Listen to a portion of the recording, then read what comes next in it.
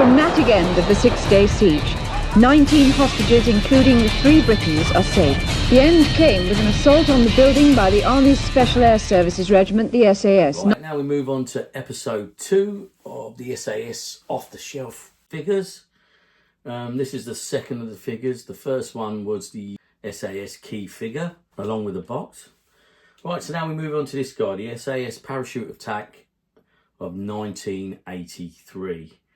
Now this guy is as dusty as they get. On first sight, the actual black of the boiler suit is quite good.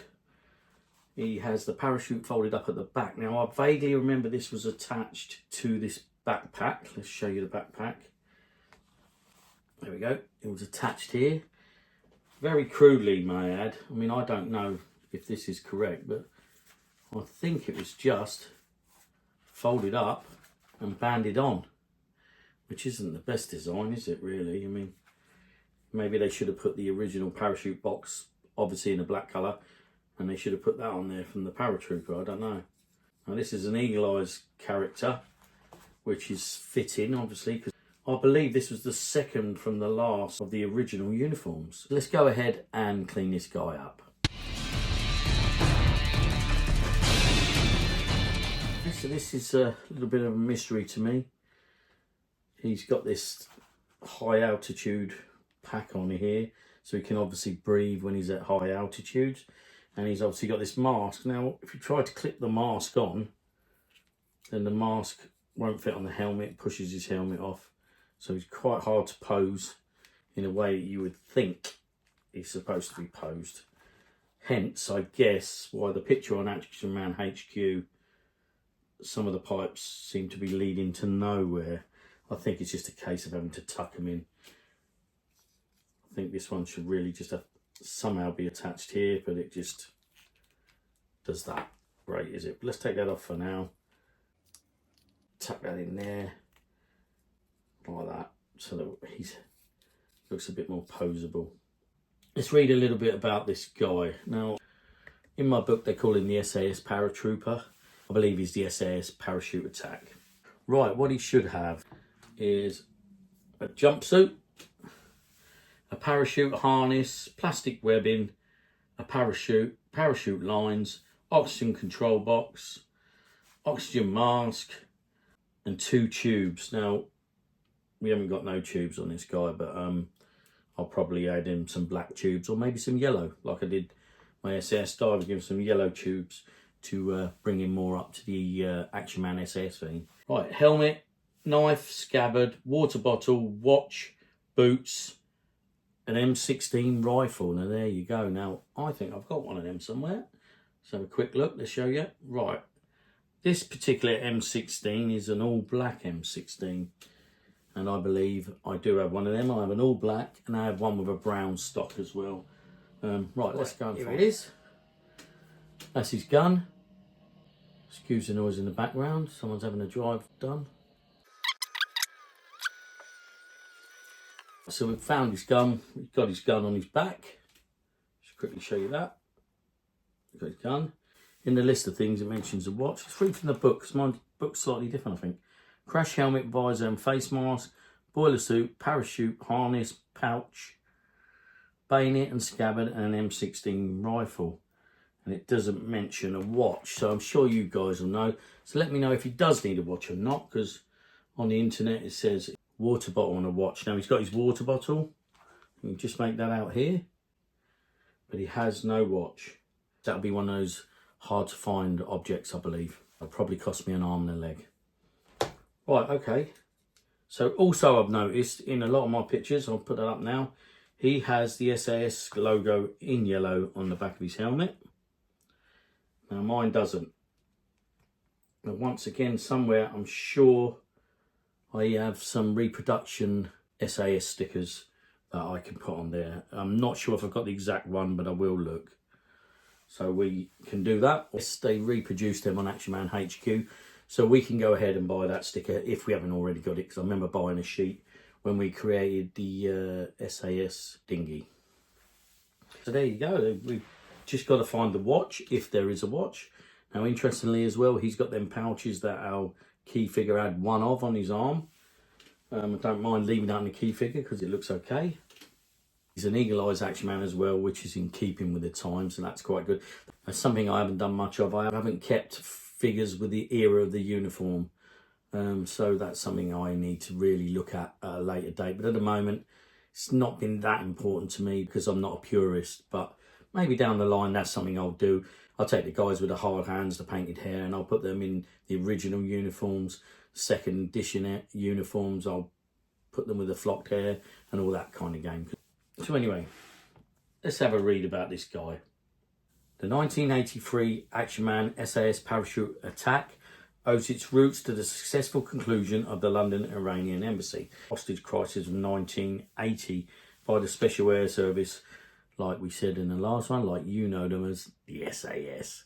They all say that, so every SAS one really does owe itself to that. The figure was not included, evidently. This was just a uniform, so you could put this on your SAS key figure. This figure came with authentic looking halo, high altitude, low opening equipment. So I presume this is his thing here. I think that box on the front was $6 million man used it as well, because he's got a knife and scabbard, I've just noticed there. The parachute and the lines are made of black plastic rather than material like issues before. So yeah, a lot of the paratroopers was like a soft silk material. So the parachute, I'm quite frightened about opening this because it's been folded for a long time. It's like a black plasticky nylon. I'm not really sure of the material. And the lines are made of a plasticky rubber. I would like to display this guy parachuting, but that's something I'll look in at a later date.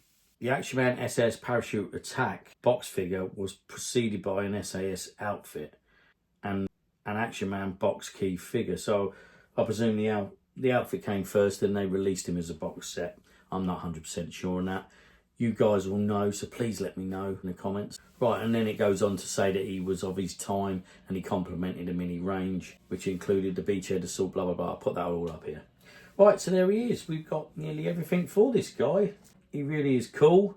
Once again, I'm going to have to play about with this mask and find some tubes and the configuration, because I am thinking of using the yellow tubes or black tubes. If he really was SAS, he wouldn't be using yellow tubes, would he? He'd be using black. But this is Action Man. And the SAS theme was black and yellow in the Action Man series, so that might be worth adding that to make it more in keeping with the SAS theme of the Action Man. Right, so that's everything, really. We've got to find the watch, if there really was a watch. He's got his gun, his knife and scabbard, he's got a helmet, oxygen mask. So I think you can agree with me, he's a cool looking dude. Got to make some adjustments to make him look a little bit cooler.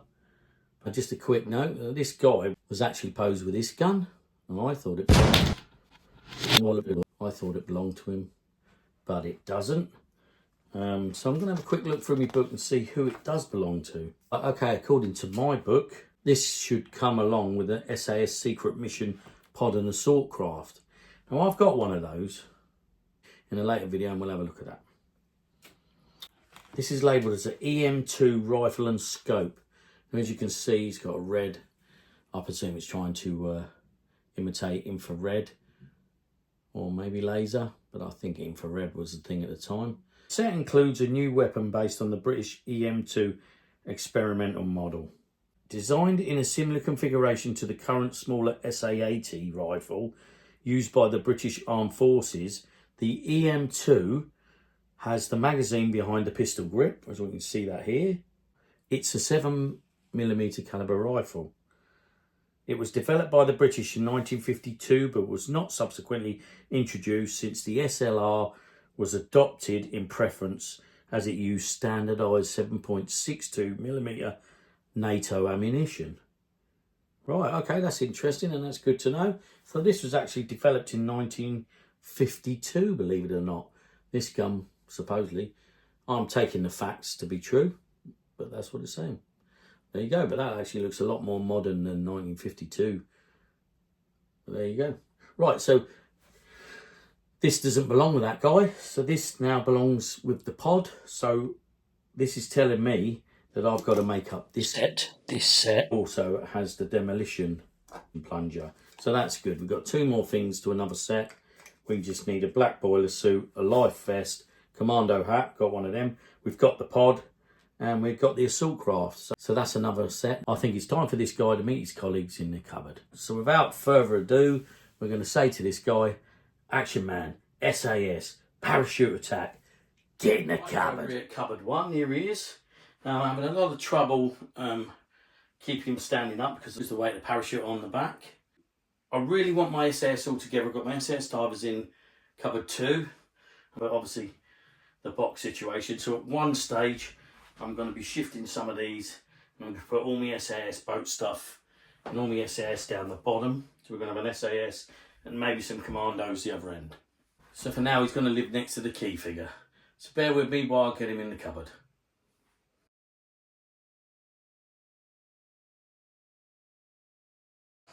Right, so there he is in the cupboard with his other SAS mate. Quick look at the cupboard, it's getting pretty full, cupboard number 1. There he is. So that was the Action Man Eagle Eyes parachute attack, who is now in the cupboard along with his mates. Thanks for watching this exciting episode of Action Fan Off the Shelf. I'll see you in the next one.